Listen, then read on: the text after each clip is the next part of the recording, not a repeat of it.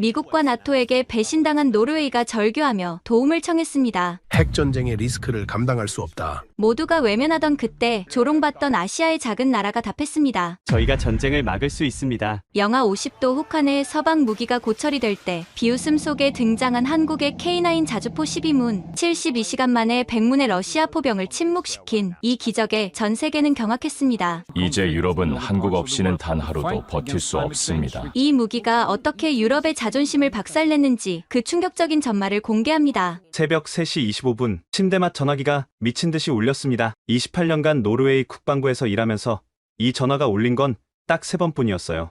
아프가니스탄 파병 결정, 리비아 공습 참여, 그리고 우크라이나 전쟁 발발. 하지만 그날 새벽 전화는 그 모든 것과는 차원이 달랐습니다. 토르, 당장 상황실로 와. 큰일 났어.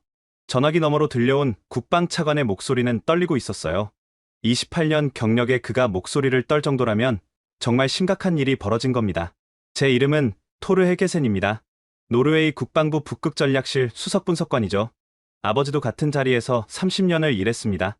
냉전시대 소련 잠수함을 추적하는 전문가였죠. 저는 아버지의 뒤를 이어 러시아를 연구했고 그들의 행동 패턴을 누구보다 잘 안다고 자부했습니다. 하지만 그날 새벽 저는 처음으로 진짜 두려움이 무엇인지 알게 되었어요. 상황실에 도착했을 때 분위기는 장례식장 같았습니다. 대형 스크린에 떠있는 위성사진을 본 순간 저도 모르게 욕설이 튀어나왔어요. 이건 불가능해. 어떻게 세 척이 동시에? 스발바르 제도 인근 해역, 러시아 델타 포급 핵잠수함 세 척이 나란히 부상해 있었습니다. 더 충격적인 건 그 옆에 보이는 거대한 구조물이었어요. 빙하 아래 숨어있던 러시아의 비밀기지였죠. 언제부터였습니까? 최소 6개월. 우리가 완전히 속았어. 작전 참모의 대답에 회의실이 얼어붙었습니다. 나토 최고의 감시망을 6개월간 속였다는 건 러시아가 우리보다 훨씬 앞서 있다는 뜻이었어요. 그때 제 주머니에서 휴대폰이 울렸습니다. 발신자를 보고 심장이 멈춘 뻔했어요. 빅토르 오를로프, 러시아 북극군사령부 대령이자 냉전시대 아버지의 카운터파트였던 세르게이 오를로프의 아들이었습니다. 안녕, 토르. 너의 아버지가 30년 전 예측했던 그날이 왔어. 빅토르의 목소리는 차갑고 자신감에 차 있었습니다. 무슨 짓을 하려는 거야? 북극은 원래 우리 것이었어. 이제 되찾을 시간이야. 전화가 끊겼습니다. 손이 떨렸어요. 아버지가 남긴 일기장이 생각났습니다. 집에 보관 중인 낡은 가죽 일기장. 거기엔 이런 구절이 있었죠. 러시아가 북극 해빙하 아래 기지를 건설하는 날, 그들은 스발바르를 시작으로 북극 전체를 집어삼킬 것이다. 그리고 우리에겐 그들을 막을 무기가 없다. 긴급 작전회의가 시작됐습니다. 육군 참모 총장이 입을 열었어요. 우리 포병 전력으로는 3일도 못 버팁니다. 러시아가 스발바르에 배치한 포병만 100문이 넘습니다. PH-2000은 어떻습니까? 독일제 최고 자주포 아닙니까? 현재 보유한 12문 중 절반이 정비 중입니다. 나머지도 영하 40도 이하에선 작동 보장이 안 됩니다. 절망적인 침묵이 흘렀습니다. 그때 해군 참모 총장이 더 충격적인 보고를 했어요. 러시아 함대가 바렌츠해에 집결 중입니다. 규모로 봐서는 침공이군요. 제가 끼어들었습니다. 모두가 저를 쳐다봤어요. 72시간 내에 대응하지 못하면 스발바르는 러시아 손에 넘어갑니다. 그리고 북극 항로 전체를 잃게 됩니다. 국방장관이 주먹으로 테이블을 쳤습니다. 나토 동맹국들은 각자 자국 방어가 우선입니다. 우크라이나 전쟁으로 이미 전력이 분산된 상황이고요. 또다시 침묵. 창밖으로 오슬로의 아침이 밝아오고 있었지만 우리에겐 캄캄한 밤이었습니다. 저는 아버지 사진이 걸린 벽을 바라봤습니다. 1급 기밀실 벽에는 역대 북극 전략 실장들의 사진이 걸려 있었죠. 아버지는 1991년 소련 붕괴 직전까지 이 자리를 지켰습니다. 그리고 퇴임하면서 이런 말을 남겼어요. 소련은 무너져도 러시아는 남는다. 그들은 반드시 북극을 노릴 것이다. 30년이 지나 그 예언이 현실이 됐습니다. 독일에 긴급 지원을 요청합시다. 외무차관의 제안에 국방차관이 고개를 저었어요. 이미 타진해봤어. PH-2000 추가 도입에 최소 5년. 미국은요? M109A7도 마찬가지야. 게다가 북극 혹한엔 부적합해. 그때 젊은 대위 하나가 조심스럽게 손을 들었습니다. 잉그리드 달 대위, 포병여단 전술분석관이었죠. 혹시 이걸 보셨습니까? 그녀가 테이블 위에 던진 건 얇은 폴더 하나였습니다. 표지에 적힌 제목을 보고 저는 코웃음을 쳤어요. K9 썬더 아틱 테스트. 한국 무기라니. 영하 50도 북극에서 아시아 무기를 쓰자고? 하지만 다음 순간 폴더를 펼친 저는 숨이 멎을 뻔했습니다. 알래스카 포트 그릴리, 영하 52도, 연속 사격 6시간, 고장 제로, 불가능한 수치였습니다. 독일제도, 미국제도 해내지 못한 기록이었어요. 이게 진짜입니까? 지난달 미군이 직접 테스트한 결과입니다. 잉그리드가 동영상을 재생했습니다. 차를 애는 듯한 알래스카 혹한 속에서 K9가 쉴 새 없이 포탄을 쏟아내고 있었어요. 포신에서 뿜어져 나오는 화염이 얼어붙은 대기를 가르며 목표물을 정확히 타격했습니다. 차거리는 기본 40km, 확장탄 사용 시 54km. 러시아 포병과 맞먹는군요. 아닙니다. 능가합니다. 회의실 분위기가 묘하게 바뀌었습니다. 절망에서 신락 같은 희망으로. 하지만 저는 여전히 의심스러웠어요. 28년간 서방 무기만 다뤄온 제게 한국 무기는 너무 낯설었습니다. 그때 빅토르에게서 또 문자가 왔습니다. 72시간이다. 준비해라. 시계를 봤습니다. 오전 6시. 이미 3시간이 지났어요. 69시간 남았습니다. 저는 폴더를 다시 펼쳤습니다. 그리고 거기서 놀라운 문장을 발견했어요. 한국전쟁 당시 장진호 전투. 영하 40도에서 중공군 17만을 격퇴. 이 경험이 K9 개발의 시작점이 되었다. 장진호. 저도 아는 전투였습니다. 군사학 교과서에 나오는 혹한기 전투의 교과서였죠. 한국은 그 지옥 같은 경험을 무기로 만들어낸 거였습니다. 한국 업체와 연락해보죠. 제가 말했습니다. 다들 놀란 눈으로 저를 봤어요. 토르 헬게센이 독일제 신봉자가 한국 무기를 검토하자고? 시간이 없습니다. 72시간 안에 뭐라도 해야 합니다.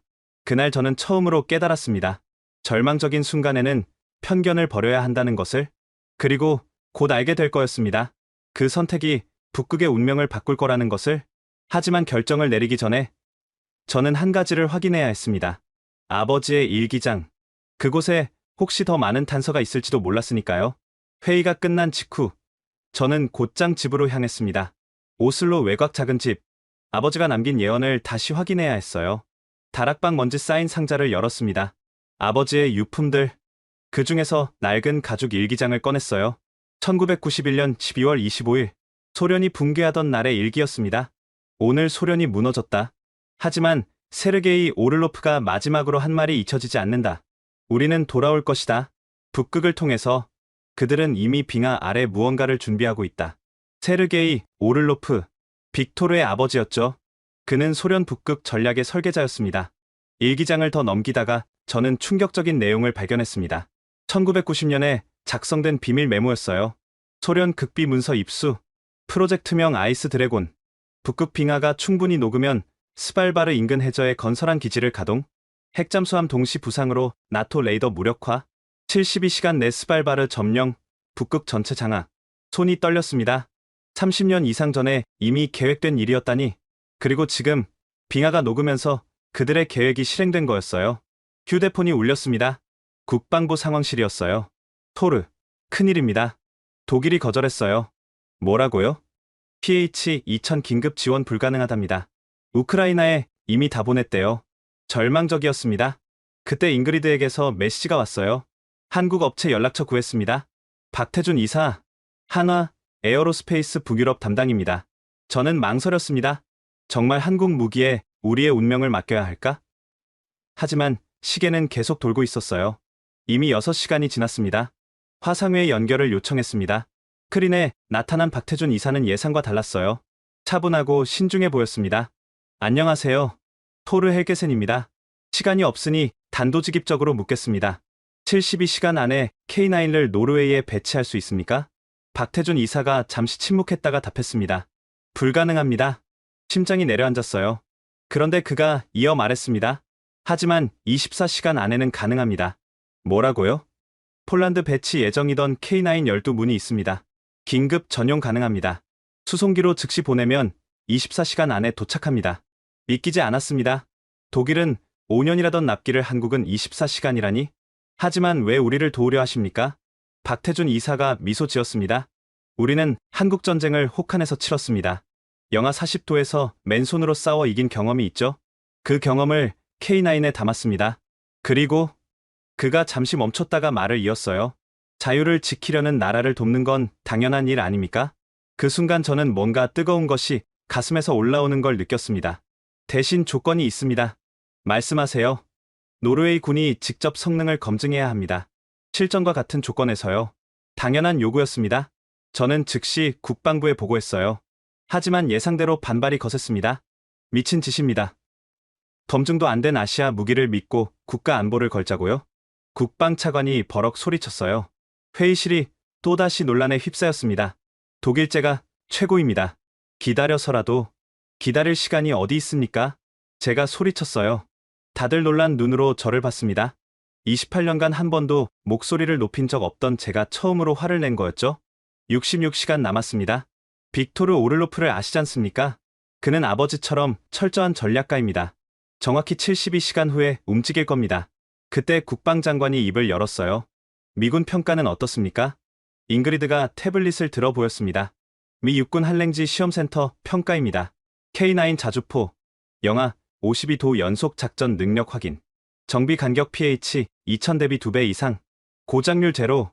그래도 실전은 다릅니다. 그럼 미국제는요? M109A7. 제가 물었습니다. 영하 30도 이하 작동 불능. 이미 확인하셨잖습니까? 또 침묵이 흘렀습니다. 선택지는 하나뿐이었어요. 그때 작전 참모가 급히 들어왔습니다. 러시아군이 움직이기 시작했습니다. 스발바르 방향으로 상륙정이 출발했습니다. 시간이 없었습니다. 국방장관이 결단을 내렸어요. K9 도입을 승인한다. 즉시 진행하라.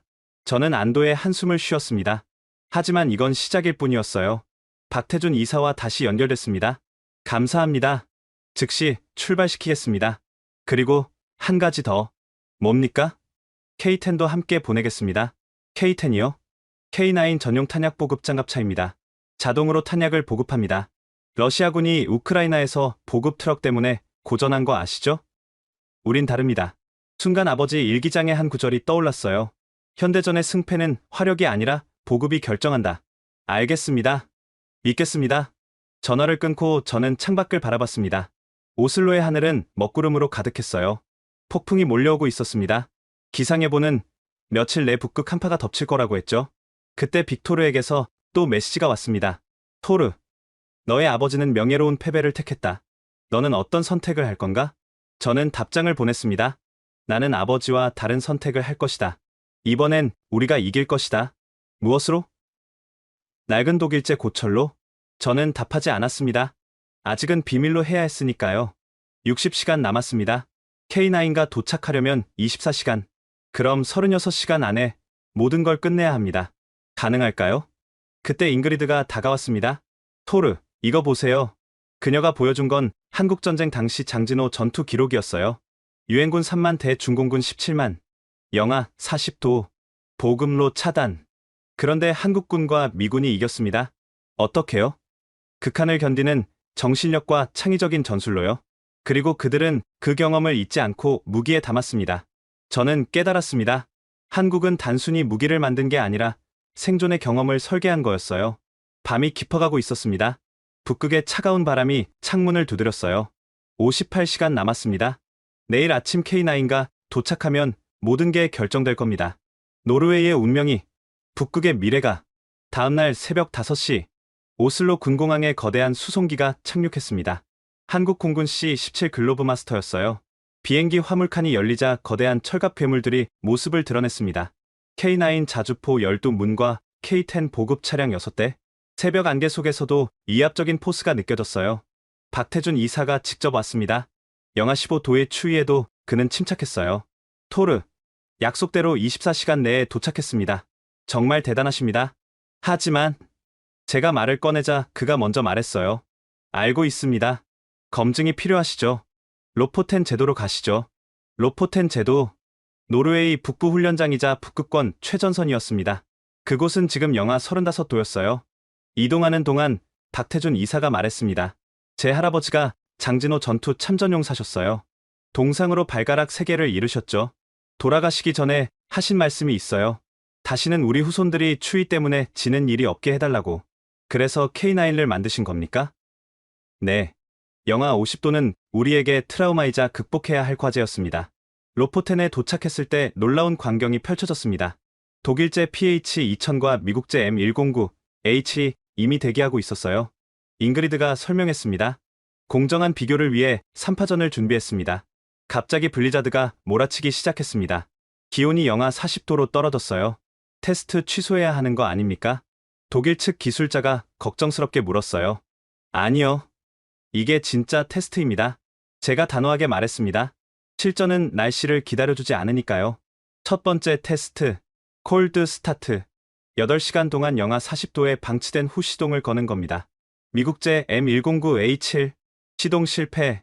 독일제 PH2000, 3번 만에 겨우 시동. 한국제 K9, 한 번의 시동. 믿기지 않았습니다. 박태준 이사가 설명했어요. 북극 전용 배터리와 예열 시스템을 적용했습니다. 시베리아 영구동 토층 연구 데이터를 반영했죠. 두 번째 테스트, 연속 사격. 블리자드가 더 거세졌습니다. 시야는 50m도 안 보였어요. 미국제는 2발 쏘고 멈췄습니다. 유압 동결이었어요. 독일제는 10발까지 버텼지만 자동장 전장치가 얼어붙었습니다. K9은요? 분당 6발, 쉬지 않고 60발을 연속으로 쐈습니다. 포신에서 뿜어져 나오는 화염이 블리자드를 가르며 정확히 목표를 타격했어요. 어떻게 이게 가능합니까? 독일 기술자가 경악했어요. 한국의 겨울도 만만치 않습니다. 게다가 우린 사계절이 뚜렷해서 극한 온도차를 견디는 기술을 개발했죠. 세 번째 테스트가 가장 중요했습니다. 장거리 정밀 사격, 50km 떨어진 표적, 크기는 축구 골대 정도. 블리자드 속에서 맞추기는 거의 불가능했어요. 미국제와 독일제는 이미 작동불능 상태라 참가조차 못했습니다. K9과 포신을 들어 올렸습니다. 화력 통제 컴퓨터가 바람과 온도를 계산하고 있었어요. 발사, 포탄이 하늘로 솟구쳤습니다. 1분 후, 명중. 정확히 중앙 명중입니다. 관측소에서 무전이 왔어요. 회의론자들도 모두 침묵했습니다. 그때 잉그리드가 속삭였어요. 28년 복무 중 이런 성능은 처음입니다. 더 놀라운 건 K10의 등장이었습니다. K9과 60발을 쏜 후 탄약이 떨어졌을 때 K10이 다가와 불과 3분 만에 자동으로 재보급을 완료했어요. 러시아군은 트럭으로 30분 걸립니다. 우린 3분이면 됩니다. 박태준 이사의 설명에 모두가 감탄했어요. 하지만 그때 예상치 못한 일이 벌어졌습니다. 중단하십시오. 나토 감찰단이 나타났어요. 무슨 일입니까? 한국 무기의 나토 표준 적합성을 먼저 검증해야 합니다. 규정입니다. 독일과 프랑스의 압력이 분명했습니다. 그들은 아시아 무기가 유럽 시장에 들어오는 걸 막으려 했어요. 시간이 지체되고 있었습니다. 48시간 남았는데 그때 빅토르에게서 영상 메시지가 왔어요. 러시아군이 스발바르 해안에 상륙정을 집결시키는 모습이었습니다. 토르, 시간이 얼마 안 남았어. 항복하면 최소한의 자존심은 지켜주지. 분노가 치밀었습니다. 그런데 박태준 이사는 침착했어요. 걱정 마세요. 준비가 되어 있습니다. 그가 서류 가방에서 문서를 꺼냈습니다. 나토 표준 인증서입니다. 작년에 이미 폴란드를 통해 받았습니다. 나토 감찰관이 서류를 검토했어요. 완벽했습니다. 그리고 이것도 있습니다. 미 육군 에이브럼스 전차와의 합동작전 인증서, 독일 레오파르트 2와의 호환성 테스트 결과, 심지어 프랑스 르클레르 전차와의 연동 시험 기록까지. 불가능한 자료들이군요. 감찰관도 인정할 수밖에 없었어요. 그때 더 놀라운 소식이 들려왔습니다. 핀란드가 K9 사신문 구매 의향서를 제출했습니다. 핀란드, 러시아와 1300km 국경을 맞댄 나라가 한국 무기를 선택한 거예요. 박태준 이사가 미소 지었습니다. 사실 핀란드 대표단도 여기 와 있습니다. 같이 보고 있었거든요. 뒤를 돌아보니 핀란드 육군 장성들이 서 있었어요. 인상적입니다. 우리도 K9가 필요합니다. 이제 분위기가 완전히 바뀌었습니다. 나토 감찰관이 공식 발표했어요. K9 자주포, 나토 표준 완벽 충족, 북극 작전 능력 인증. 환호성이 터졌습니다. 하지만 전 시계를 봤어요. 45시간 남았습니다. 이제 실전 배치해야 합니다. 제가 말했습니다. 어디에 배치하실 겁니까? 스발바르가 보이는 곳. 우리의 최북단 기지에. 그곳은 영하 45도. 1년에 넉 달은 해가 뜨지 않는 극야 지역이었어요. K9은 그곳에서도 작동합니다. 박태준 이사가 자신있게 말했어요. 이동을 시작했습니다. K9 12문이 포효하며 북쪽으로 향했어요. 그때 잉그리드가 제게 물었습니다. 정말 한국 무기로 러시아를 막을 수 있을까요? 저는 K9의 위풍당당한 모습을 보며 답했습니다. 적어도 빈손으로 맞서는 것보단 낫지 않겠습니까? 하지만 속으로는 불안했어요. 러시아는 100문의 포를 갖고 있고 우리는 겨우 12문. 그래도 희망은 있었습니다. K9가 증명한 것처럼 숫자가 전부는 아니니까요. 42시간 남았습니다. 결전의 시간이 다가오고 있었어요. 이제 K9을 최북단 전선으로 이동시켜야 했습니다. 러시아군이 보이는 그곳, 진짜 전쟁터로. 최북단 기지에 도착했을 때 기온은 영하 48도였습니다. 숨을 쉬면 즉시 코털이 얼어붙을 정도였어요. K9 12문이 포진을 완료했습니다. 스발바르가 보이는 해안 절벽, 그곳이 우리의 최후 방어선이었죠. 그때 레이더에 이상 신호가 잡혔습니다. 미확인 비행물체 접근 중. 러시아 수호의 35편대입니다. 전투기 6대가 저공비행으로 다가왔어요. 위협 비행이었습니다. K9 대공 모두 전환 가능합니까? 제가 급히 물었어요. 가능합니다. 근접 방어용 에어버스트탄을 장착하면 됩니다. 박태준 이사의 답변과 동시에 K9가 포신을 하늘로 향했습니다. 경고 사격 준비. 발사. 12문이 동시에 불을 뿜었습니다. 하늘에서 포탄이 터지며 거대한 화망을 형성했어요. 수호의 35편대가 급선회하며 물러났습니다. 후퇴합니다. 러시아기들이 후퇴합니다. 환호성이 터졌지만 잠시뿐이었어요. 대규모 포병 화력 감지. 러시아군이 스발바르에서 포격을 시작했습니다. 100문의 러시아 포병이 일제 사격을 시작한 거였어요. 다행히 우리 위치까지는 닿지 않았지만 위협적인 시위였습니다. 응사해야 합니다. 잉그리드가 외쳤어요. 안 됩니다. 도발에 말려들면 안 됩니다. 제가 말렸지만 상황은 긴박했어요. 그때 빅토르에게서 영상통화가 왔습니다. 토르, 인상적이네. 한국 무기라니. 하지만 12문으로 100문을 상대할 순 없지 않나? 해볼 만합니다. 자신감이 대단하군. 그럼 실력을 보여주지. 통화가 끊기자마자 러시아군의 드론대가 나타났습니다. 자폭 드론 수십 대가 K9를 향해 날아왔어요. 대공 사격. K9가 속사포처럼 포탄을 쏟아냈습니다. 하늘에서 드론들이 폭죽처럼 터졌어요. 하지만 일부는 뚫고 들어왔습니다. 그때 놀라운 일이 벌어졌어요. K10이 자체 무장한 기관포로 드론을 격추하기 시작한 거예요. K10도 무장이 되어 있습니까? 자체 방어용입니다. 교훈은 우크라이나 전쟁에서 얻었죠. 모든 드론이 격추됐습니다. 피해는 제로. 하지만 이건 시작에 불과했어요. 지상군 이동 감지. 러시아 해군 보병 2,000명이 상륙정에 탑승 중입니다. 38시간 남았는데 벌써 움직이다니. 빅토르는 계획을 앞당긴 거였어요. 전 포문 스발바르 해안 조준. 제가 명령했습니다. 사거리가 닿습니까? K9은 54km까지 사격 가능합니다. 충분합니다. 하지만 문제가 있었어요. 포탄이 부족합니다. 기본 탑재량 48발로는 그때 K10 6대가 일제히 움직였습니다. 후방 보급기지에서 가져온 포탄을 신속하게 보급하기 시작했어요. 3분마다 재보급 가능합니다.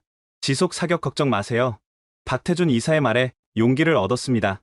목표 확인. 러시아 상륙정단. 거리 52km. 하지만 관측관이 말을 멈췄어요. 하지만 뭡니까? 블리자드가 심해서 정확한 좌표 확인이 어렵습니다. 그때 박태준 이사가 태블릿을 꺼냈어요. 한국 군사위성 데이터를 공유하겠습니다. 한국이 군사위성을? 네. 425 사업으로 작년에 발사했습니다. 해상도 30cm급입니다. 위성 영상이 전송됐습니다. 블리자드를 뚫고 러시아 상륙정이 선명하게 보였어요. 좌표 입력 완료. 전 포문 발사 준비. 긴장의 순간이었습니다. 우리의 첫 실전 사격. 실패하면 끝이었어요. 발사. 12문의 K9가 동시에 포효했습니다. 포탄이 밤하늘을 가르며 날아갔어요. 30초 후. 명중. 상륙정 세척 격침. 나머지 후퇴 중. 환호성이 터졌습니다. 단 한 번의 일제 사격으로 러시아군을 물리친 거예요. 하지만 빅토르는 포기하지 않았습니다. 토르. 운이 좋았군. 하지만 이제 시작이야. 러시아군의 반격이 시작됐습니다. 이번엔 순항미사일이었어요. 칼리브르 미사일 4발 접근 중. 우리에겐 대공 미사일이 없었습니다. 그때 K9가 또 한 번 놀라움을 선사했어요. 시렘 모드로 전환하겠습니다. 시렘이요? 근접방어 연속사격입니다. 일종의 탄막을 형성하는 거죠. 12문의 K9가 하늘을 향해 미친 듯이 포탄을 쏟아냈어요. 분당 6발씩, 총 72발이 동시에 하늘을 뒤덮었습니다. 놀랍게도 4발 중 3발이 공중에서 폭발했어요. 마지막 한 발은 K10의 기관포가 막아냈습니다. 불가능해. 제가 중얼거렸어요. 자주포로 순항미사일을 막다니. 이 광경을 지켜본 핀란드 장성이 말했습니다. 즉시 60문 추가 주문하겠습니다. 노르웨이 국방부에서도 긴급 연락이 왔어요. K9 성능 확인, 추가 도입 검토 지시, 상황이 역전되고 있었습니다. 하지만 그때 정말 두려운 소식이 들려왔어요. 핵잠수함이 부상합니다. 델타 포급 세척이 미사일 발사 준비 중입니다. 핵미사일은 아니겠지만 재래식 탄도미사일도 충분히 위협적이었어요. 이건 막을 수 없습니다. 절망적인 순간이었어요. 그런데 박태준 이사가 침착하게 말했습니다. 블러핑입니다. 뭐라고요? 러시아는 절대 탄도미사일을 쓰지 않을 겁니다. 나토 5조가 발동되니까요. 그의 말이 맞았습니다. 잠수함들은 부상만 하고 있었어요. 심리전이었던 거죠. 하지만 이 틈에 러시아 지상군이 다시 움직였습니다. 공수부대 수송기 12대 접근 중. 설마 공수 강화를? 아닙니다. 더 나쁜 소식입니다. 스발바르 동쪽에 이미 착륙했습니다. 1000명 규모입니다. 이제 양면 공격이었어요. 해상과 육상에서 동시에 35시간 남았습니다. K9을 둘로 나눠야 합니다. 안 됩니다. 화력이 분산되면 고민하던 중 잉그리드가 제안했어요. 히트앤드런은 어떻습니까? 무슨 뜻입니까? K9의 기동력을 활용하는 겁니다. 쏘고 즉시 이동. 러시아군은 우리가 어디 있는지 모르게? 훌륭한 아이디어였어요. K9 기동 속도가 어느 정도입니까? 시속 67km, 험지에서도 50km 가능합니다. 충분했습니다. 작전을 시작했어요. 6문씩 둘로 나눠 동쪽을 공격하고 즉시 서쪽으로 이동. 러시아군은 혼란에 빠졌습니다. 포격 위치를 찾을 수 없다고 합니다. 러시아군이 우왕좌왕하고 있어요. 효과적이었습니다. 1000명의 공수부대가 진격을 멈췄어요. 그때 빅토르가 다시 연락했습니다. 토르, 정말 인상적이야. 한국 무기가 이 정도일 줄은. 하지만 아직 끝이 아니야. 그의 목소리에 여유가 사라지고 있었어요. 32시간 남았습니다. 길고 추운 밤은 계속되고 있었지만 우리에겐 K9가 있었습니다. 새벽 4시, 갑자기 모든 통신이 두절됐습니다. 사이버 공격입니다. 러시아가 우리 네트워크를 마비시켰어요. 상황실의 모든 스크린이 검은 화면으로 변했습니다. 군 통신망, 민간 인터넷, 심지어 휴대폰 기지국까지 일제히 다운됐어요. K9의 시스템도 마비됐습니까? 긴장된 목소리로 물었지만 박태준 이사는 침착했습니다. 아니요. 독립 시스템으로 설계됐습니다. 외부 네트워크 없이도 작동해요. 다행이었지만 더 큰 문제가 시작됐습니다. CNN 속보입니다. 누군가 배터리로 작동하는 위성 TV를 켰어요. 화면에 충격적인 장면이 나왔습니다. 노르웨이가 도입한 한국제 K9 자주포, 북극 혹한의 치명적 결함 발견? 영상이 재생됐습니다. K9가 움직이다 멈추고 포탑이 회전하지 않는 모습, 병사들이 망치로 얼어붙은 부품을 두드리는 장면까지. 이게 무슨 딥페이크입니다. 박태준 이사가 태블릿으로 영상을 분석했어요. 픽셀 패턴을 보세요. 우리 훈련 영상에 고장 장면을 합성한 겁니다. 하지만 이미 늦었습니다. 영상은 유럽 전역으로 퍼지고 있었어요. BBC도 보도하기 시작했습니다. 르몽드도요. 슈피겔도 일면입니다. 제목들이 점점 자극적으로 변했습니다.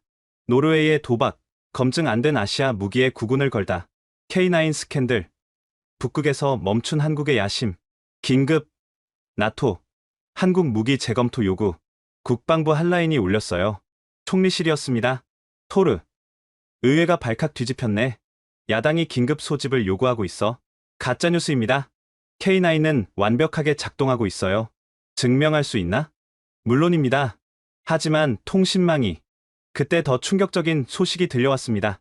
트위터에 이상한 문서가 퍼지고 있습니다. 화면에 뜬 문서를 보고 제 손이 떨렸어요. 극비. 라르스 에게센 노르웨이 북극전략실장. 1989년 소련 KGB와 비밀거래. 문서에는 아버지가 소련으로부터 500만 달러를 받았다는 내용이 있었습니다. 은행 계좌번호, 날짜, 심지어 아버지 서명까지. 터무니없는 조작입니다. 하지만 이미 수백만 명이 리트윗하고 있었어요. 빅토르에게서 전화가 왔습니다. 토르, 재미있는 선물은 잘 받았나? 더러운 짓이야. 전쟁이잖아.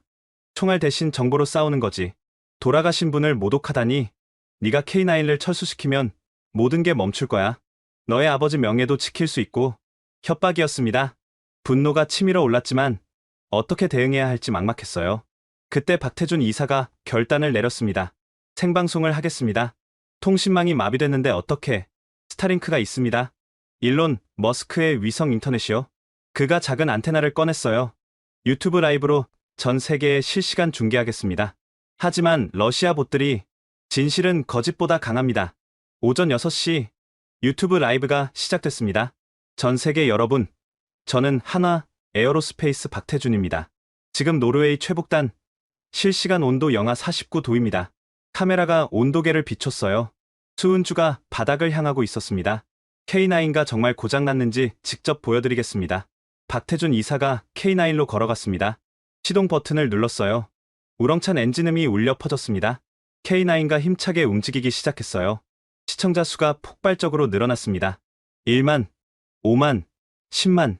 자, 이제 사격을 보여드리겠습니다. K9가 포탑을 돌렸습니다. 매끄러운 움직임이었어요. 발사, 포성이 울렸고 40km 밖 표적이 명중했습니다. 채팅창이 폭발했어요.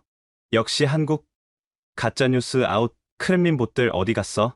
하지만 러시아 봇들의 반격도 거셌습니다. 조작이다. CGI다. 한국 정부가 돈 뿌렸다. 그때 제가 카메라 앞에 섰습니다. 저는 토르 헤게센입니다. 노르웨이 국방부 북극전략실장입니다. 시청자가 50만을 넘어섰어요. 제 아버지 라르스 헤게센은 30년간 소련과 맞서 싸운 영웅입니다. 러시아가 퍼뜨리는 거짓 문서에 속지 마십시오. 그리고 진짜 문서를 꺼냈습니다. 1989년 12월 24일 아버지 일기입니다. 소련이 500만 달러를 제시했다. 나는 그들의 얼굴에 침을 뱉고 돌아왔다. 조국은 팔 수 없다. 일기장을 카메라에 비췄어요. 아버지의 친필이 선명했습니다. 그리고 이것 보십시오. CIA 기밀해제 문서를 보여줬습니다. 1990년 CIA 보고서. 라르스에게센 소련 회유 시도를 노르웨이 정보부에 즉시 보고 이중 스파이 작전으로 소련 정보망 27명 체포기여. 채팅창의 분위기가 바뀌었습니다. 진짜 영웅이네. 러시아 거짓말 들통. 토르 힘내요. 시청자가 100만을 돌파했습니다. 그때 놀라운 일이 벌어졌어요. 폴란드 국방부가 라이브에 참여한 거예요. 폴란드 국방차관입니다. 우리는 K9 200문을 6개월간 운용 중입니다. 단 한 건의 고장도 없었습니다. 영하 38도 훈련 영상 공개하겠습니다. 폴란드의 지원 영상이 재생됐습니다.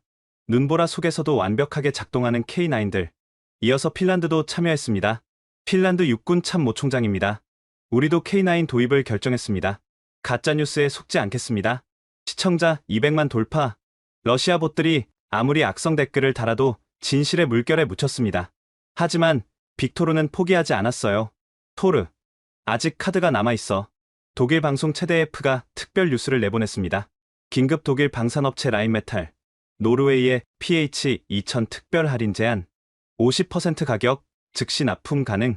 독일이 움직인 거예요. 절반 가격의 즉시 납품이라니 분명 러시아와 모종의 거래가 있었을 겁니다. 노르웨이 의회가 술렁거렸습니다. 독일제가 반값이라면 검증된 유럽 무기가 낫지 않나?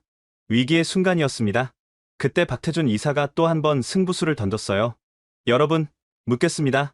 지금 이 순간 영하 49도에서 작동하는 독일제 PH2000이 어디 있습니까? 그가 카메라를 돌렸습니다. 훈련장 한쪽에 독일제 PH2000 두 문이 있었어요. 48시간 전부터 여기 있었습니다. 한 번도 시동이 걸리지 않았습니다. 충격적인 폭로였어요. 라인메탈이 즉시 납품한다는 PH2000은 창고에 있는 구형 모델입니다.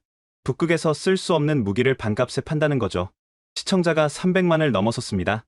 댓글이 폭주했어요. 독일 사기꾼, 역시 K9, 한국 최고. 그때 예상치 못한 인물이 라이브에 등장했습니다. 미국 국방부 대변인이었어요. 미 국방부는 한국 K9의 성능을 인정합니다. 우리도 도입을 검토 중입니다. 미국의 지지 선언의 판도가 완전히 뒤집혔습니다. 빅토르가 다시 전화했어요. 목소리에 당황함이 묻어났습니다. 토르, 너희가 이길 줄은. 진실은 언제나 이기는 법이야. 아직 안 끝났어. 그가 마지막 카드를 꺼냈습니다. 노르웨이 의회 컴퓨터에 심은 악성 코드를 가동하겠다. 모든 데이터가 사라질 거야. 순간 등골이 오싹했습니다. 의회 전산망이 파괴되면. 잠깐, 제가 소리쳤어요. 우리도 너희 북극기지 좌표를 안다. 세계에 공개하면 블러핑이겠지. 위성사진이 있어. 건설 과정 전체를. 침묵이 흘렀습니다. 거래하자. 뭘? 너희는 입 다물고 우리도 공격 멈춘다. 상호학증 파괴. 냉전시대 논리가 다시 작동한 거였어요. 좋아. 양쪽 모두 물러섰습니다. 하지만 여론전의 승자는 분명했어요. 유튜브 라이브 최종 시청자 500만, 전 세계가 K9의 진가를 목격했습니다. 오후 3시 노르웨이 의회 긴급회의, K9 철수 안건 표결하겠습니다. 야당 대표가 마지막 공격을 했어요. 아직도 아시아 무기를 신뢰하십니까? 제가 일어섰습니다. 의원님, 창밖을 보십시오. 밖에는 수백 명의 시민들이 모여 있었어요. K9를 지켜라. 가짜뉴스 반대. 한국과 함께 유튜브 라이브를 본 시민들이 자발적으로 모인 거였습니다. 표결 결과 K9 유지 115표, K9 철수 54표, 압도적 승리였습니다. 저녁 6시 러시아의 사이버 공격이 멈췄고 통신망이 복구됐습니다. 첫 번째로 들어온 뉴스, 유럽연합, 한국 K9을 유럽 표준 자주포로 검토. 두 번째 뉴스, 나토, K9 대량 도입 긍정 검토. 세 번째 뉴스, 독일 라인메탈 주가 30% 폭락. 완벽한 역전이었습니다. 박태준 이사와 악수를 나눴어요. 정말 감사합니다. 당신이 없었다면, 아닙니다. 토르 당신의 용기가 없었다면 불가능했을 겁니다. 그가 미소 지으며 덧붙였어요. 한국에는 이런 속담이 있습니다. 거짓말은 천리를 가도 진실을 못 이긴다고. 밖에서는 시민들이 K9 주변에 모여 사진을 찍고 있었습니다. 한 아이가 K9을 만지며 말했어요. 엄마, 이게 우리를 지켜주는 거예요? 그래, 한국에서 온 든든한 친구란다. 16시간 남았습니다. 러시아의 정보전은 실패했습니다. 하지만 진짜 전투가 기다리고 있었어요. 대규모 기갑부대 접근. T-90 전차 50대가 스발바르 동쪽에서 접근 중 러시아가 드디어 전차까지 투입했습니다. 자주포로 전차를 막기는 쉽지 않았어요. 대전차 포탄이 있습니까? 스마트 탑 포탄이 있습니다. 전차 상부를 노리는 지능형 포탄이죠.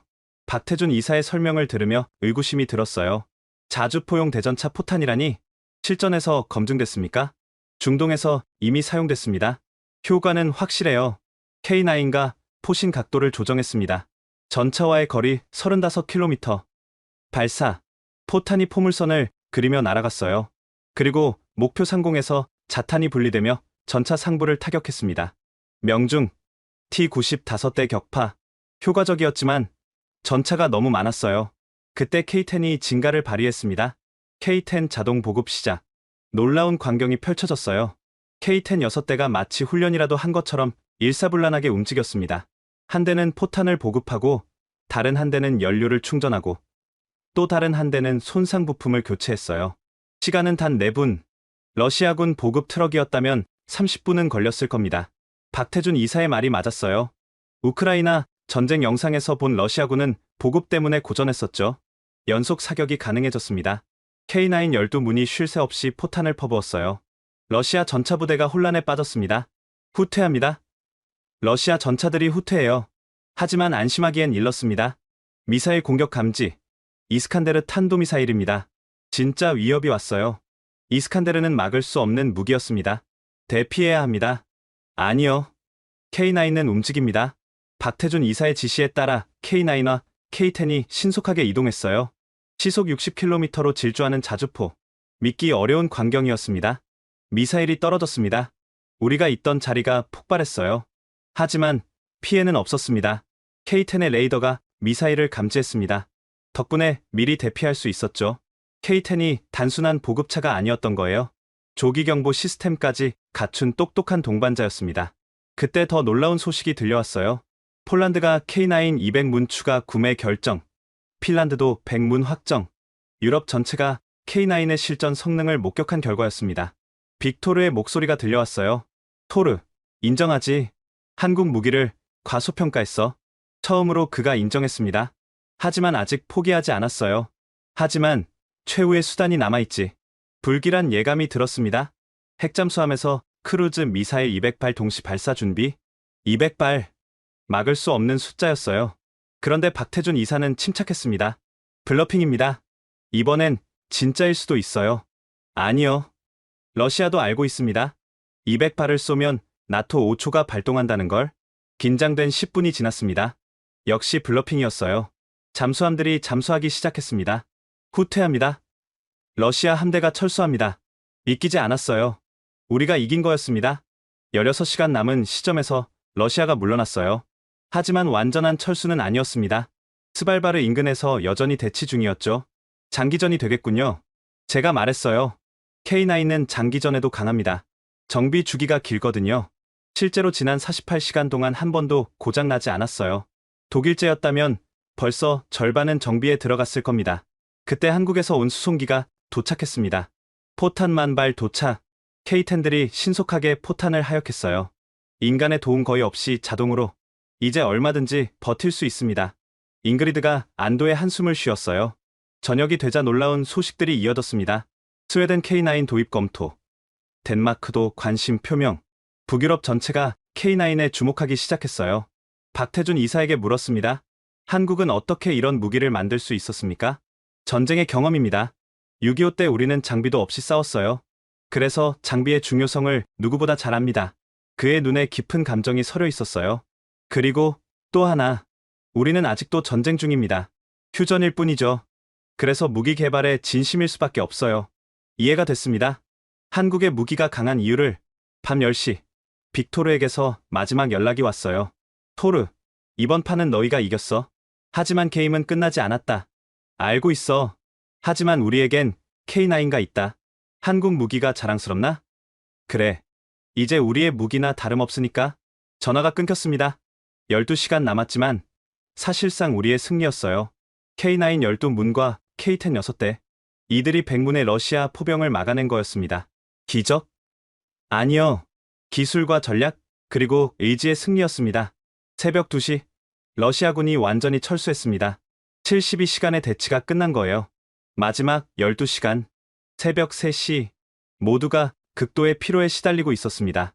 60시간 동안 제대로 잠을 못 잔 병사들의 눈은 충혈되어 있었고, 손은 추위와 긴장으로 떨리고 있었어요. 레이더의 대형 신호 포착, 관측병의 외침에 모두가 긴장했습니다. 초대형 수송기 안토노프 2호가 스발바르에 접근 중입니다. 안토노프 2호, 세계에서 가장 큰 수송기. 우크라이나 전쟁으로 파괴됐다던 그 비행기를 러시아가 비밀리에 복구한 모양이었어요. 핵무기일까요? 젊은 병사의 목소리가 떨렸습니다. 박태준 이사가 레이더 화면을 분석했습니다. 적재 중량과 비행 패턴으로 봐서는 T-14 아르마타입니다. T-14 아르마타. 러시아가 10년간 개발한 최신의 전차, 무인 포탑, 능동방어 시스템, 그리고 서방의 어떤 포탄도 막아낸다는 전설적인 장갑. 몇 대나 실려 있을까요? 최대 10대입니다. 10대의 T-14. 일반 자주포로는 상대가 안 되는 괴물들이었어요. 30분 후, 안토노프가 스발바르에 착륙했습니다. 위성 영상이 전송되어 왔어요. T-14 10대 하역 확인. 보병 500명도 함께입니다. 러시아 최정예 부대였습니다. 스페츠나츠 특수부대와 근위 기갑여단의 정예들. 이건 단순한 무력 시위가 아닙니다. 진짜 공격할 생각이에요. 잉그리드의 얼굴이 창백해졌습니다. 저는 K9 포수들을 소집했어요. 여러분, 솔직히 말하겠습니다. T-14는 우리가 상대해본 적 없는 강적입니다. 하지만 우리에겐 이점이 있어요. 거리입니다. 무슨 뜻입니까? T-14의 최대 사거리는 8km, K9은 54km입니다. 그들이 접근하기 전에 끝내야 합니다. 하지만 모두가 알고 있었어요. T-14가 일단 접근하면 끝이라는 걸. 박태준 이사가 비밀 무기를 꺼냈습니다. 이걸 써야 할 때가 온 것 같습니다. 작은 포탄이었어요. 하지만 일반 포탄과는 달랐습니다. 텅스텐 관통자 스마트 포탄입니다. T-14의 약점인 엔진 배기구를 자동으로 추적합니다. 실전에서 검증됐습니까? 아니요. 하지만 시뮬레이션에서는 성공률 70%였습니다. 70%. 도박이었지만 선택의 여지가 없었어요. 새벽 4시, 러시아군이 움직이기 시작했습니다. T-14 전차대, 시속 70km로 접근 중, 예상 도착 시간 30분, 일반 전차보다 훨씬 빨랐습니다. 전포대, 스마트 포탄 장전, K9 12문이 일제히 포탑을 돌렸습니다. 그때 예상치 못한 변수가 발생했어요. 블리자드 경보. 10분 내시야, 제로 상태 예상. 최악의 타이밍이었습니다. 위성 유도도 불가능합니다. 구름이 너무 두꺼워요. 그때 한 포수가 손을 들었습니다. 노르웨이 최고의 포수, 올레 중사였어요. 음향 사격을 제안합니다. 음향 사격이요? 네. T-14는 가스터빈 엔진입니다. 특유의 고주파음이 있어요. K10의 음향 센서로 추적할 수 있습니다. 천재적인 아이디어였지만 위험했습니다. 블리자드 속에서 소리만 듣고 쏜다? 다른 방법이 없습니다. 저는 결단을 내렸어요. 좋습니다. K-10 전체를 음향 추적 모드로 6대의 K-10이 거대한 귀가 되어 북극의 소리를 듣기 시작했습니다. 5분 후 블리자드가 몰아쳤습니다. 시야는 완전히 사라졌어요. 10m 앞도 보이지 않는 하얀 지옥. 엔진음 감지. 방위 073. 거리 35km. 사격 준비. 하지만 그때 빅토르의 목소리가 무전에 끼어들었어요. 토르 들리나? 빅토르? 재미있는 게임이지? 네가 우리를 볼 수 없듯 우리도 너를 볼 수 없어. 하지만 한 가지 다른 점이 있지. 뭐가 다른데? 우리는 돌격하고 너희는 기다린다. 공포 속에서 심리전이었어요. 거리 30km. 계속 접근 중 병사들이 동요하기 시작했습니다. 보이지 않는 적이 다가온다는 공포. 침착하세요. 우리가 먼저 쏩니다. 25km. 이제 사거리 아니었습니다. 전 포대, 음향 데이터 동기화, 예상 좌표 입력, 12문의 K9과 보이지 않는 적을 향해 포신을 들었어요. 발사, 블리자드를 뚫고 포탄이 날아갔습니다. 30초 후, 명중 확인, T-14 2대 격파. 첫 성공이었지만 8대가 남아있었어요. 반격 옵니다. T-14가 사격 개시, 레이저 유도 미사일이 날아왔습니다. 하지만 블리자드 때문에 그들도 정확히 조준할 수 없었어요. 탄착 500m 빗나갔습니다. 운이 좋았지만 언제까지 버틸 수 있을지. 20km. 속도를 높이고 있어요. T-14가 전속력으로 돌격해왔습니다. 그때 원래 중사가 놀라운 제안을 했어요. 탄막 사격을 제안합니다. 탄막이요? 네. 예상 경로에 시간차 공격을 퍼붓는 겁니다. 카펫 폭격처럼요. 탄약 소비가 엄청날 테지만 K-10의 보급이 있으니 가능합니다. 실행하세요. 12문의 K9가 미친 듯이 포탄을 쏟아냈습니다. 분당 6발씩, 총 72발이 연속으로 블리자드 속에서 연속 폭발음이 들렸어요. 명중, 또 명중. T-14 4대 추가 격파. 이제 4대만 남았습니다. 하지만 15km. 계속 접근 중 살아남은 T-14들은 지그재그로 기동하며 접근했어요. 탄약 보급 필요. K-10 보급 시작. 90초만 버티세요. 90초. 영원처럼 느껴졌어요. 그때 빅토르가 다시 무전했습니다. 토르, 10km까지 왔어. 이제 우리 차례야. 아직 끝나지 않았어. 정말? 블리자드가 곧 멈출 거야. 그럼 너희는 끝이지. 기상 데이터를 확인했더니 정말이었어요. 5분 후면 블리자드가 멈출 예정? 시야가 확보되면 4대의 T-14로도 충분히 위협적이었습니다. 보급 완료. 다시 사격 개시. 하지만 T-14는 더 영리해졌어요. 연막탄을 터뜨리며 음향 추적을 방해했습니다. 8km. T-14 사거리 진입. 이제 그들도 정확히 사격할 수 있었어요. 레이저 조준 감지. 회피. K9들이 급히 이동했지만 한 대가 피격당했습니다. 3번 차 피격. 하지만 작동 가능. K9의 장갑이 버텨준 거였어요. 그때 블리자드가 약해지기 시작했습니다. 시야 회복 중. T-14 유관 확인. 4대의 거대한 전차가 언덕을 넘어오고 있었어요. 위압적인 모습이었습니다. 이제 정면 대결이다. 제가 말했습니다. 집중 사격. 한 대씩 확실하게. 남은 11문의 K9과 동시에 한 대의 T-14를 조준했어요. 발사. 11발의 포탄이 한 점을 향해 날아갔습니다. T-14의 능동방어 시스템이 작동했지만 11발을 모두 막을 순 없었어요. 격파. T-14 한 대 격파.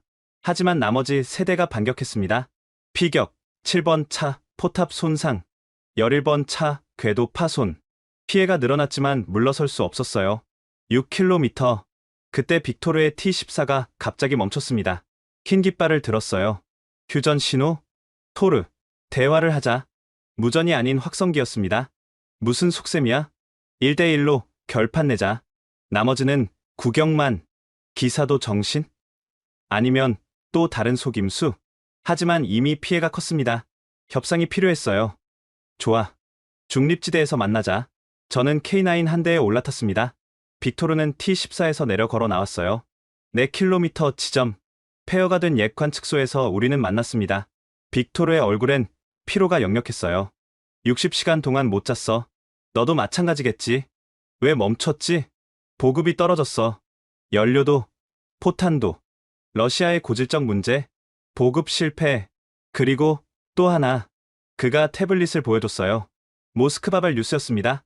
푸틴 대통령, 노르웨이와 대화 용의 표명, 정치적 결정이 내려진 거였어요. 우리가 이긴 거야? 제가 물었습니다. 아니야. 비긴 거지. 넌 12문으로 100문을 막았고 나는 T14로 너희를 공포에 떨게 했어. 하지만 우리가 스발바르를 지켰어. 그래. 이번엔 그래. 그가 담배를 꺼냈어요. 러시아제 담배를 하나 건넸습니다.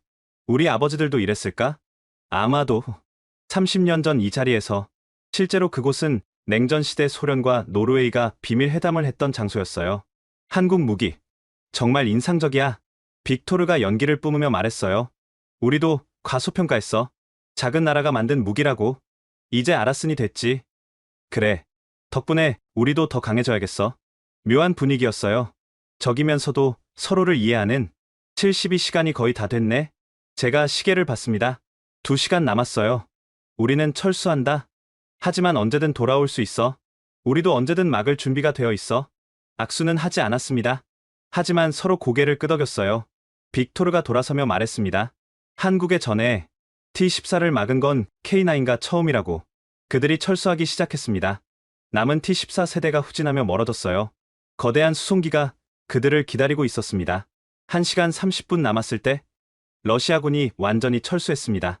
K9 진지로 돌아왔을 때 병사들이 환호했어요. 우리가 해냈습니다. 하지만 대가도 컸습니다.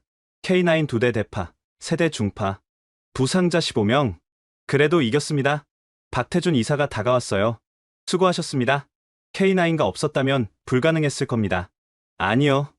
당신들의 용기가 없었다면 K9도 무용지물이었을 거예요. 마지막 1시간.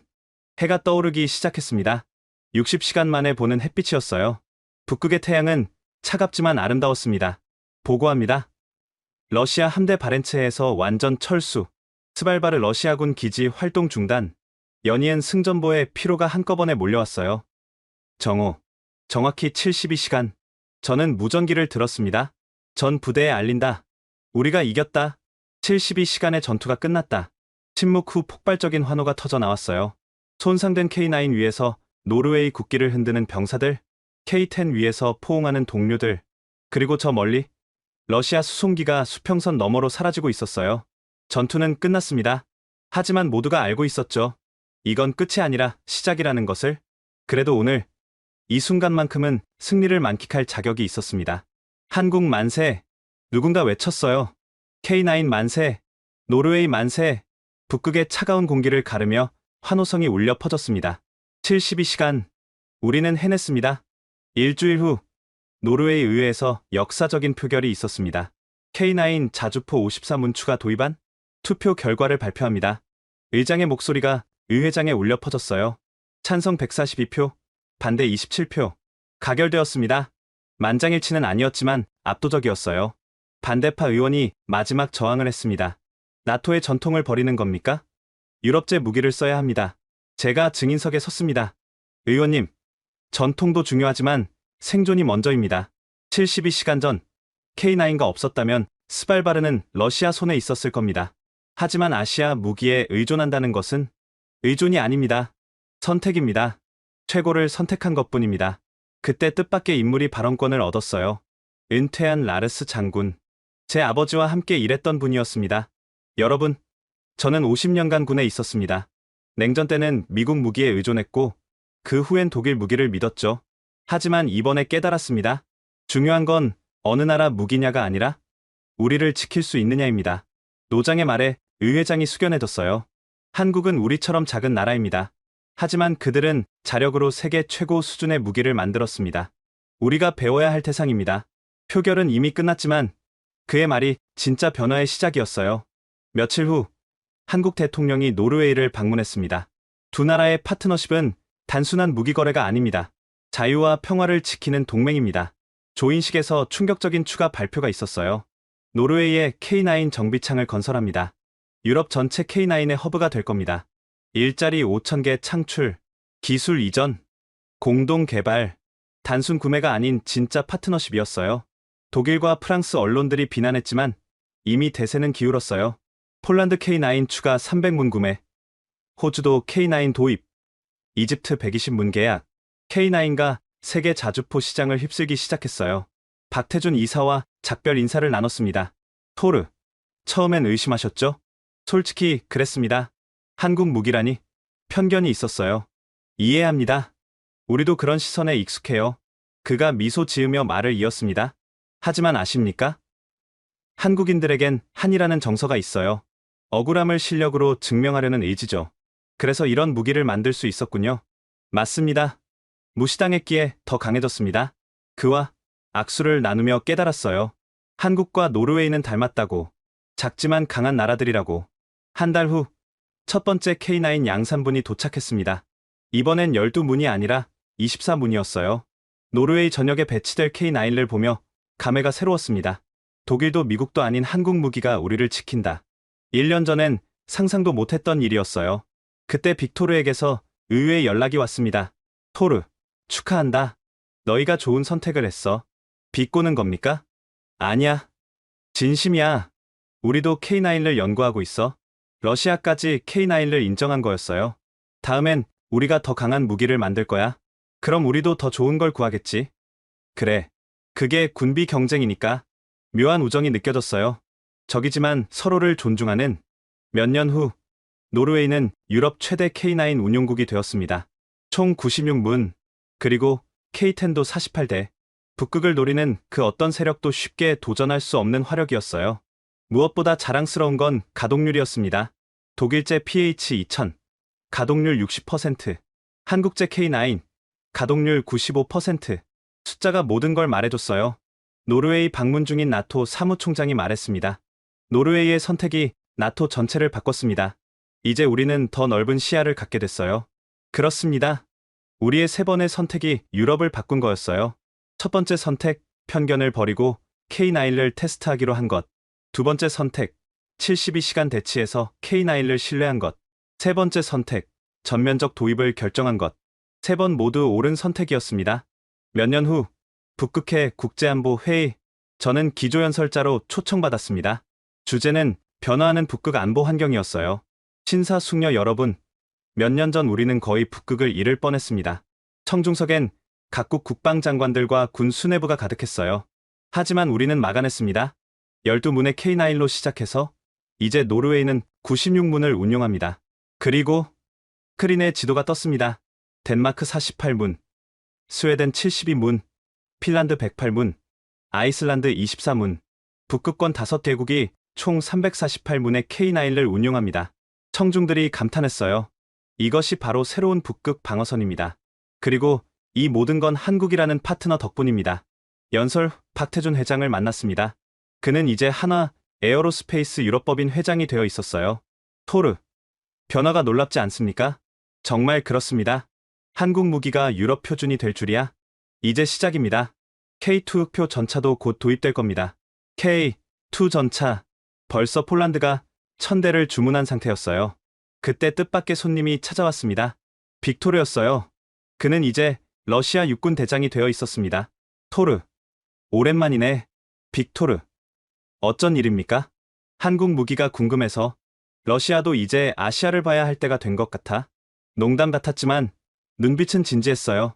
실제로 러시아는 몇 년간 북극에서 도발하지 않았습니다. K9 방어선 때문이었죠. 다음 날 노르웨이 북부 훈련장을 방문했습니다. K9가 진화하고 있었어요. 신형 K9A2입니다. 사거리 70km, 자동화율 95%, 더 강력해진 K9. 이제는 노르웨이 군이 직접 개량에 참여하고 있었어요. 한국과 공동 개발한 극지형 특수포탄입니다. 영하 60도에서도 작동합니다. 진정한 기술 협력이 이뤄지고 있었던 거예요. 훈련에 참가한 젊은 포병 장교가 말했습니다. 저희 세대는 K9와 함께 자랐습니다. 이제 독일제나 미국제는 상상도 못해요. 세대가 바뀌면서 인식도 완전히 바뀐 거였어요. 그날 저녁 노르웨이 국왕 주최 만찬이 있었습니다. 오늘 우리는 특별한 발표를 합니다. 국왕이 직접 나섰어요. 한국 방산업체와 노르웨이 조선소가 협력해 새로운 프로젝트를 시작합니다. 차세대 북극 전투함입니다. 육상 무기를 넘어 해상 무기까지 협력이 확대되고 있었어요. 만찬장에서 각국 대표들과 대화를 나눴습니다. 독일 대표가 다가왔어요. 솔직히 시기했습니다. 우리 무기를 버리고 한국 무기를 선택했으니까요. 이해합니다. 하지만 이제 인정합니다. 여러분의 선택이 옳았다고. 프랑스 대표도 마찬가지였어요. 우리도 한국과 협력을 검토 중입니다. 세상이 변했어요. 정말 세상이 변했습니다. 아시아 무기를 무시하던 유럽이 이제는 먼저 손을 내밀고 있었어요. 만찬이 끝날 무렵 한국 대사가 제게 작은 선물을 건넸습니다. 한국 전통 부적입니다. 애군을 막고 행운을 부른다고 해요. 작은 주머니, 속 부적. 거기엔 한글로 평화라고 적혀 있었어요. 감사합니다. 소중히 간직하겠습니다. 집으로 돌아와 아버지 사진 앞에 섰습니다. 아버지, 우리가 해냈어요. 전쟁 없이 평화를 지켰습니다. 그리고 일기장을 펼쳤어요. 마지막 장에 이렇게 적었습니다. 북극은 안전하다. 한국이라는 친구 덕분에 아버지가 소련과 맞서 싸웠듯 나는 러시아와 맞섰다. 하지만 우리에겐 아버지 세대에 없던 무기가 있었다. 바로 K9이다. 작은 나라 한국이 만든 이 무기가 유럽을 지키고 있다. 누가 믿겠는가? 하지만 이것이 현실이다. 편견을 버린 순간 새로운 가능성이 열렸다. 의심을 거둔 순간 신뢰가 싹 텄다. 손을 잡은 순간 우정이 시작됐다. 한국과 노르웨이, 지구 반대편에 있지만 이제 가장 가까운 친구다. K9은 단순한 무기가 아니었다. 희망이었고, 용기였고, 미래였다. 그리고 무엇보다 평화였다. 일기를 덮고 창밖을 봤습니다. 북극의 오로라가 춤추고 있었어요. 평화로운 밤이었습니다. K9가 지키는 밤이었습니다. 그날 새벽, 토르는 아버지 묘지를 찾았습니다. 차가운 북극 바람이 불었지만 그의 마음은 따뜻했어요. 아버지, 우리가 해냈습니다. 한국이라는 뜻밖의 동맹과 함께 북극을 지켰어요. 아버지 시대엔 상상도 못했겠죠? 아시아의 작은 나라가 만든 무기가 유럽을 지킨다는 것을.